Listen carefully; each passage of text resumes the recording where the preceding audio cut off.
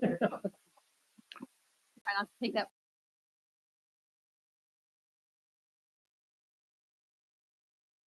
Finance and Rules Committee meeting to order. The first thing is I make a motion to approve the November 21st, 2023 committee minutes as written. If there are no amendments, I'll make that a motion. Do I have a second? Second by Jeff. All in favor, aye. Opposed? Motion carried. We have a presentation, very short one, on our 2024-2025 proposed goals for the Finance and Rules Committee. Thank you, Tom. You're very welcome. We won't go over this again. Just a reminder that these are in no particular order and that they're based on feedback that we received from the legislators. So the first goal we have is establish a community engagement specialist position and develop a community engagement plan. The lead on this will be everyone. This is something that came up in all the conversations that we had with legislators about goals and things to accomplish in the next term, engaging with the public more effectively, communicating with them, and finding ways for them to the public to effectively put in input to the process, I think is very important. And that's something that's been expressed as very important from all the legislators as well. So we are going to create the community development specialist position. That job description Caitlin and I have been working on is ready to be posted.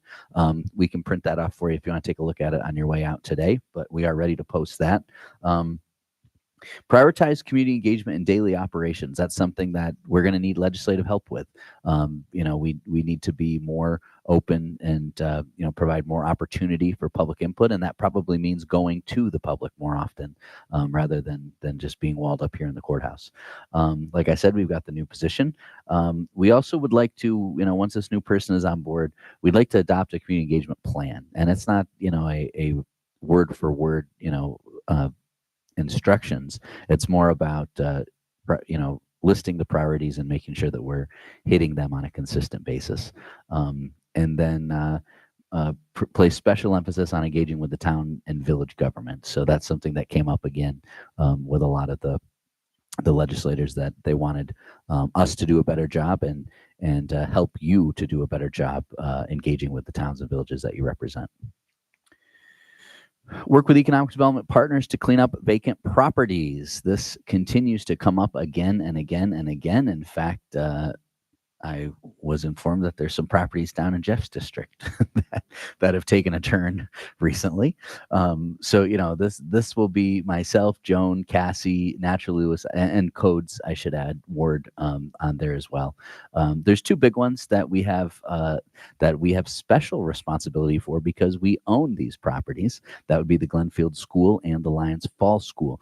We did get a National Grid grant for the Lions Falls School that will help clean it up, and we're quite hopeful that the school will receive part of the New York Forward funding for Lions Falls. So that project really could be off and running, as could the Glenfield School project be off and running if they are received their housing credits this year, which we are very hopeful that they will. And then work with Codes to eliminate blight throughout the county. We need to probably come up with a better solution for this. Maybe each district comes up with 3 or 4 properties, and we try to prioritize and move through them. We could spend endless money on this. There's a lot of blight out there, but we've got to prioritize the ones that have the highest impact. Continue broadband expansion program. We've got the ad hoc committee that we need to probably bring back together. It's been a few months since we brought that crew together. We've got some grants that are out there currently that are finishing up, the NRBC grant and another Catalyst grant that the Development Authority received. So that's very good news. We continue to get state support and federal support. Complete Spectrum expansion. That was neither federal nor state support. That was all us. We worked with Spectrum to do that. That project is nearly complete, and we need to make a big deal about that, I think. We really need to celebrate that with a big ribbon cutting. And then similarly to how we worked with Spectrum, we've got some options on the table from Frontier. We're not quite ready to or able to present those yet because it contains some proprietary information, but soon we will get those in front of the board so that we can make some decisions on that as well. So good stuff ahead for broadband. Explore options for bed tax collection. Treasurer Verkler wanted us to focus on this, and I think it's a great goal. Go ahead. Make sure you use the microphone now.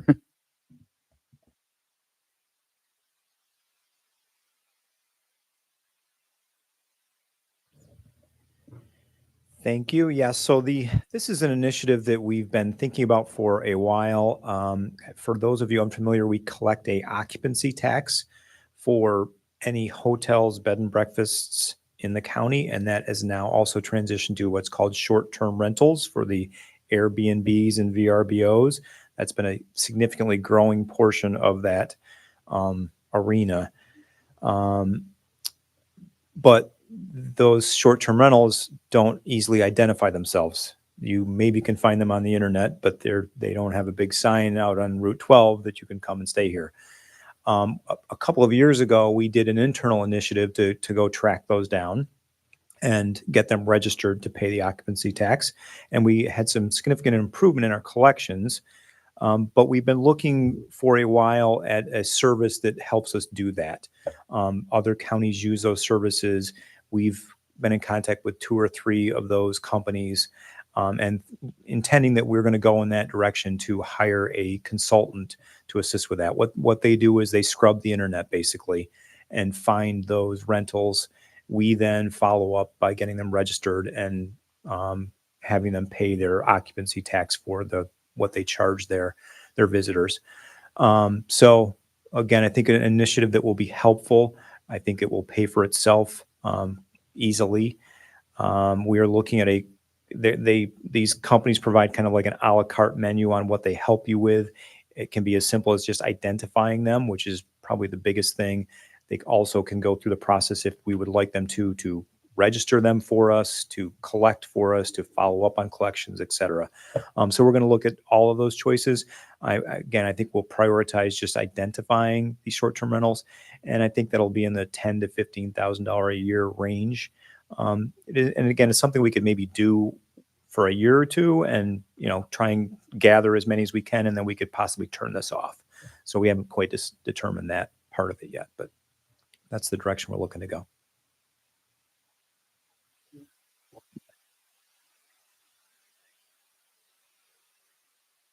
They pay us directly, and we require them to send in the larger facilities a quarterly payment. Smaller bed and breakfasts are an annual, but we send out a notice and have them pay us on a quarterly basis. A few, not significant, but a few, and we follow up with multiple notices to them. We've got 1 or 2 that are not good at paying at all. We've not been really aggressive on collecting on that, but that Joan and I are going to talk about that with a couple of situations. Can be a little difficult. So just to fill you in a little bit more, we have a local law that addresses the bed tax. It gives the treasurer quite a bit of leeway in how to process this. He can actually issue warrants. We've never done that, but and they have to report periodically on how much business they've taken in. So sometimes they don't owe anything if they've done the reports and it shows a negative or something, but usually there's some kind of minimal amount that they have to pay in the bed tax. And I think we're 4% or 5%? I forget what the number is now. Our tax amount is 5%. Yeah, in our local laws. So depending upon what we do here, maybe we'll take a look at that local law again and maybe evaluate it and see if we want to amend it any further in addition. And Joan's comment made me think of something else. I don't know if this is kind of an interest to me. So these services actually can get an estimate of occupancy at these places. I mean, if you go on to rent someplace or even a hotel, you can see what's booked and what's not booked. So somehow their software does that, and they can estimate what collections for these short-term rentals might be. So again, that's something I don't think we would have the capability to do. So if they report to us that they have $200 of collections, the service might say, well, they more should have like $400. That gives us good information also.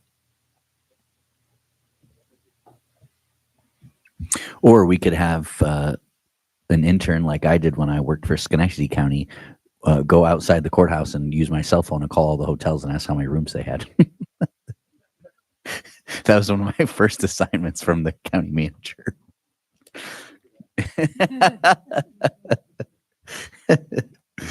Okay. Okay. Enhance land use and taxation policies for energy. I tell you what, to me, this might be one of the most important things we have to tackle next year. Everyone needs to be engaged. It's such a wide ranging goal. It's, each specific issue is going to have a different lead, but we really need everybody focused on this. My perspective here, is if you are paying attention to what's happening in Albany, you can literally see the state legislation being enacted right here in Lewis County. It's happening. The state has climate goals that they will achieve at all costs. We have to be ahead of the curve on that. We can't ignore it. So I think we've got to think a lot more about this, but we have already a very progressive and thoughtful UTEP for solar. We need to, that's uniform tax exemption policy at the IDA. We need to update that, definitely. Herb and Jessica, we need to focus on that. Update the template local law we developed for solar development for the towns. We did that 3-4 years ago. We developed a local law that needs to be updated. We sent it around to all the towns and villages and asked them to adopt it. It had, screening requirements and disassembling requirements and those types of things. There's been more challenges and more issues that have come up that we need to address. So we probably need to send out a second solar law out to the towns and villages that we endorse, right? Engage with National Grid on transmission plans.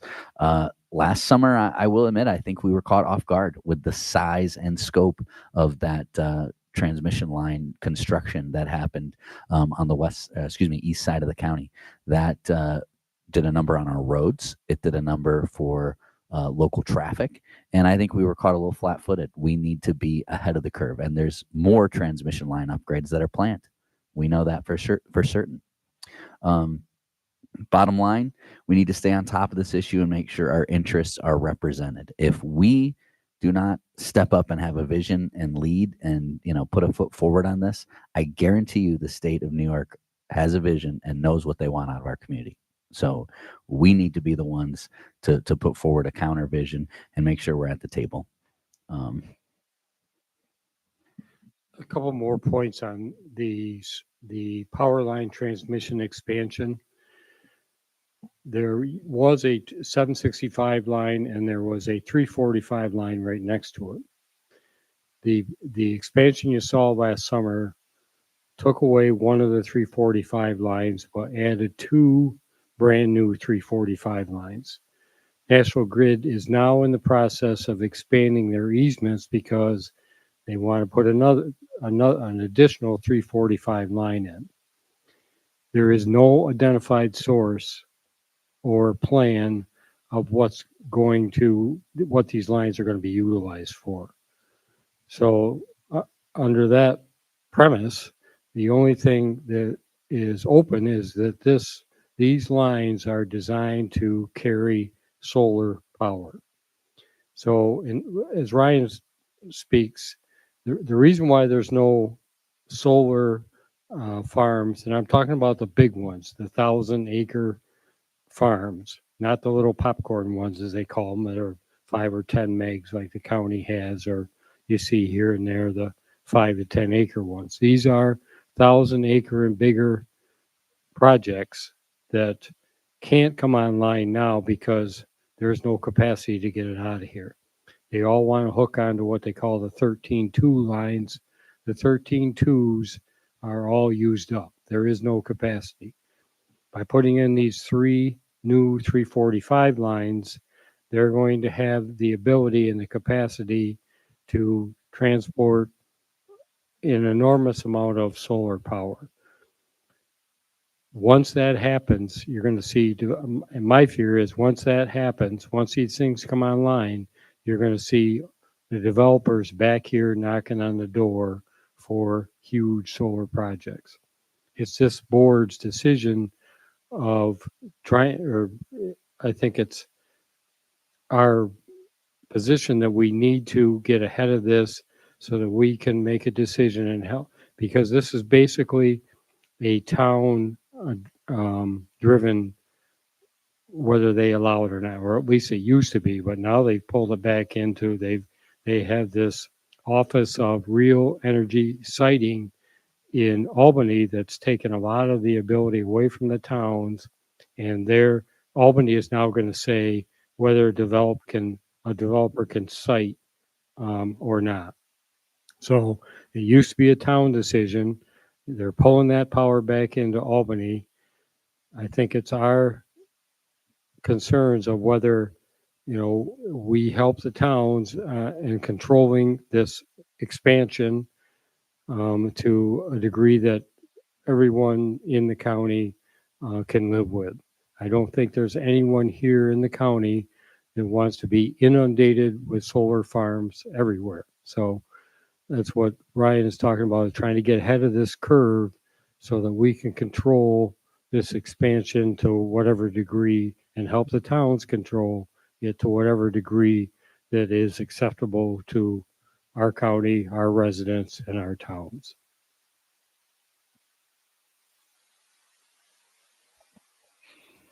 Well said, Larry. So we've got a lot more work to do on this. There's a few tangible items there, but we've even talked about the potential of bringing in a consultant, someone with a little bit more firepower that can help us, understand this a little bit better. Develop and codify employee appreciation initiatives. We've been doing better on this. This will be led by our HR director, Caitlin Smith. We have been doing better over the last several years, but we haven't been as consistent. Our employee appreciation luncheon, I think, has grown and has gotten better. But we need to get better on, recognizing longevity milestones, recognizing retirements. We're among county governments, we are relatively small, right? We should be able to recognize individuals who perform above and beyond on a regular basis, and I think we need to do a better job doing that. So that's something that, if the legislators approved a plan or kind of greenlit a plan, it would give us a little more structure to make sure that we follow it year after year. That's the important thing. Implement county assessor and data collection. We've talked a lot about this. The previous in 2023, we talked a lot about this, but it is in the budget. We established 2 new positions, and Candy, they'll be in real property tax department, Candy Aiken's department, and we have several towns that we know are going to be looking for an assessor in 2025. So getting this up and running and making it available to the towns, I think, is very important. And even the towns that don't want us to handle the assessing for them, I think we can be extremely helpful in making their assessor's job easier. So, and more accurate. I mean, quite honestly, there's still a lot of inaccuracies in assessments and around the county. So we can help with that. Regular updates for audit, budget, and health insurance. This is one that's consistently on the goals for the Finance and Rules Committee. There are certain things that this committee has to do kind of cyclically, and we want to make sure that they get done. The first is, and this will be Tom as chair, his lead, but health insurance premium discussion, that's coming this spring. In fact, I would imagine probably in March we'll have to begin that discussion for the June 1st renewal. Audit presentation, we always do that in the summer. That's our internal audit that we hire the firm to come in and do for us. And then we have an additional audit this year, which is the state comptroller's audit, which will also be wrapping up at some point this spring. And then, of course, budget planning. This is the committee that is most focused on the county budget. That planning begins in August. We'll come forward with some we start working with department heads, and then in September we come forward with some capital and personnel recommendations. We work through the committee all the way till the budget is adopted in November. So there's that. And work with town and villages on water and sewer infrastructure. This is something that myself and the legislators are going to have to work on.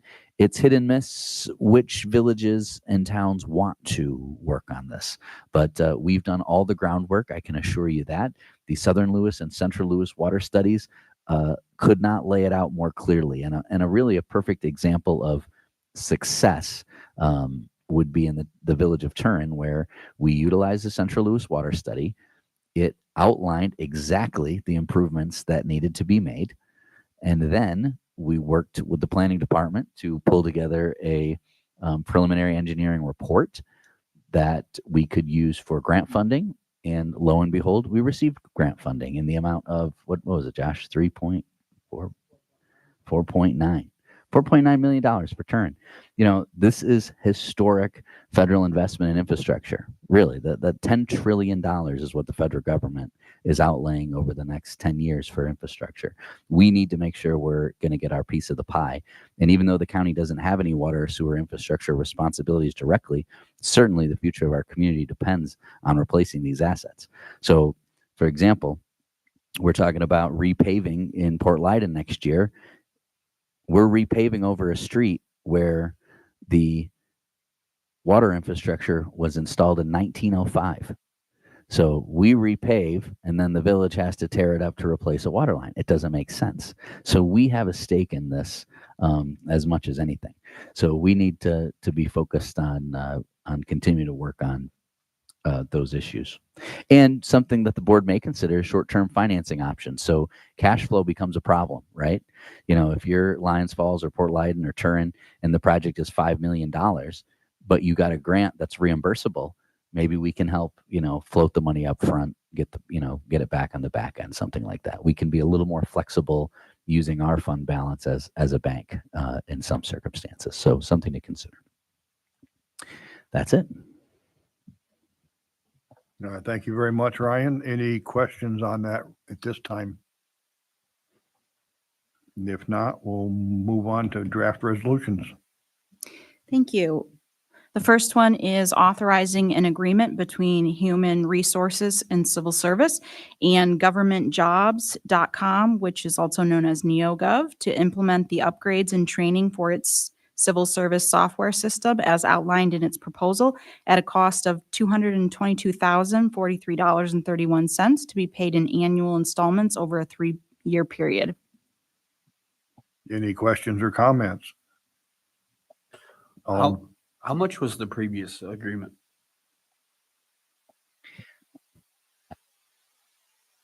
Do you have that, Caitlin?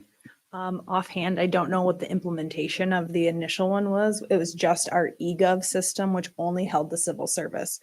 So now with NeoGov, they acquired eGov, which on an annual basis is at $5,700. But we're implementing it for all of our HR to handle everything from onboarding, application process, tracking, and then employee file management, evaluations, learning. So computer-based learning, training, leadership training. So we'll be able to do all of that through this system. But the first year will be the biggest weight of the implementation and training. This is our second contract. Some of you that have been here a while might remember Chris Bolio wheeling in the old file and typewriter system. It was maybe 2019 that we went to the NeoGov civil service system. So this is our second iteration. So this, like that previously was just for the civil service part. So now we're incorporating the human resources so that they'll feed off of one another. Any other questions? All in favor, aye. Opposed? Carried. Authorizing subrecipient agreement with Snowbelt Housing Company to administer and deliver projects under the 2023 CDBG grant award of $621,950 for housing rehabilitation projects in Lewis County. Additionally, if the county is awarded $300,000 under its microenterprise application, it is authorized to enter into a subrecipient agreement with Naturally Lewis to administer and deliver those projects. Any questions or comments? All in favor, aye. Opposed? Carried.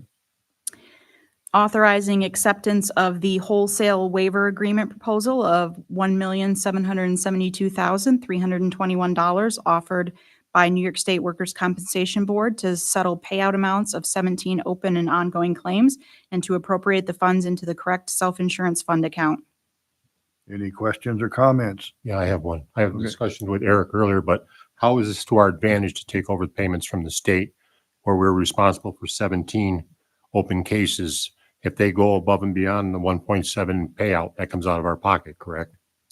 That is correct. Yes, right now we have 17 claims that we pay every 2 weeks for their lost wages and then any medical that they may incur. We have these claims until the claimants pass away for life.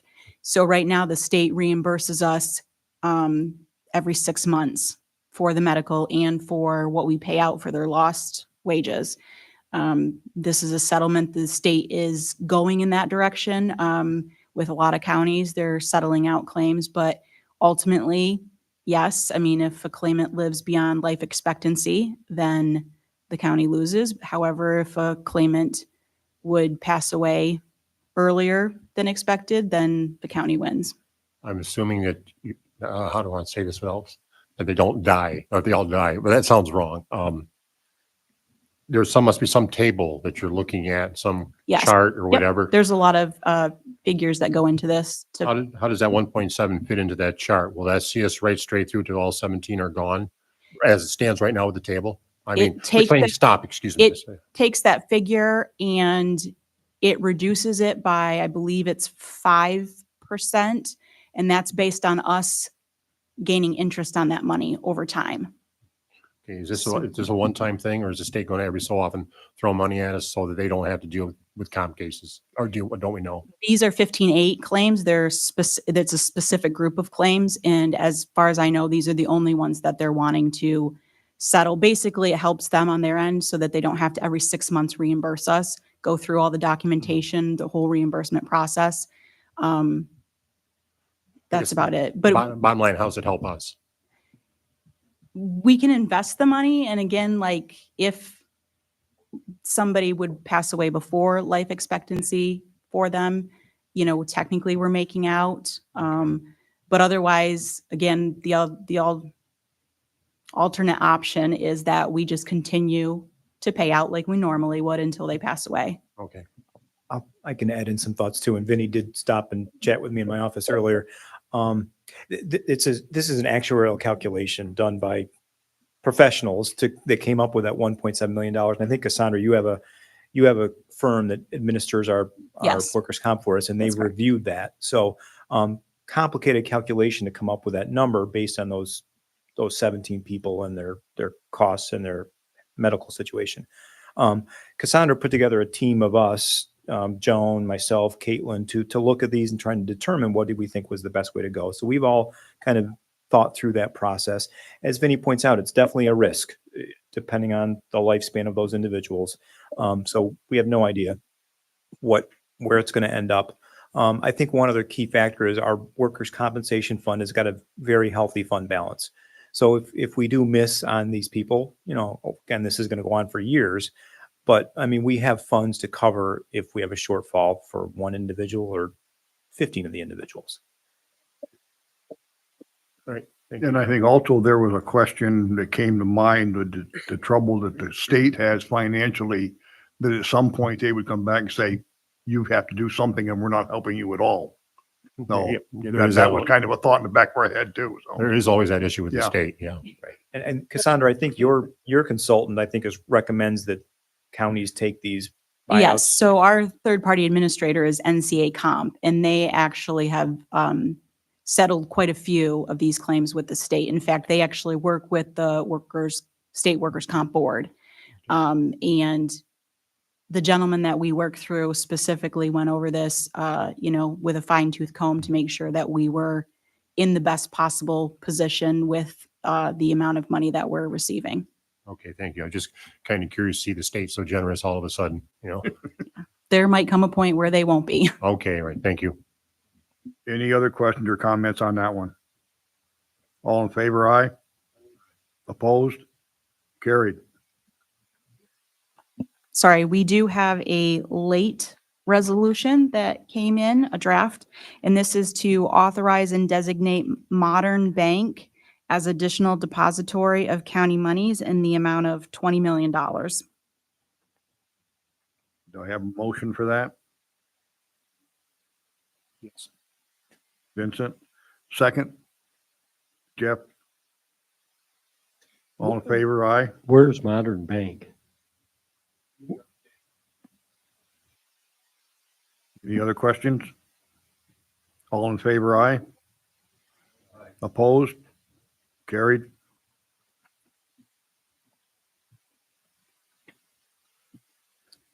And at this time, I'd like to make a motion that the Finance and Rules Committee approve the proposed 2024-2025 Finance and Rules Committee goals and forward them to the full board for adoption. And do I have a second? Jeff? All in favor? Aye. Opposed? Carried. We don't need an executive session. Make a motion that we adjourn. Can I get a second if there's no other business? Second, Jeff. All in favor to adjourn?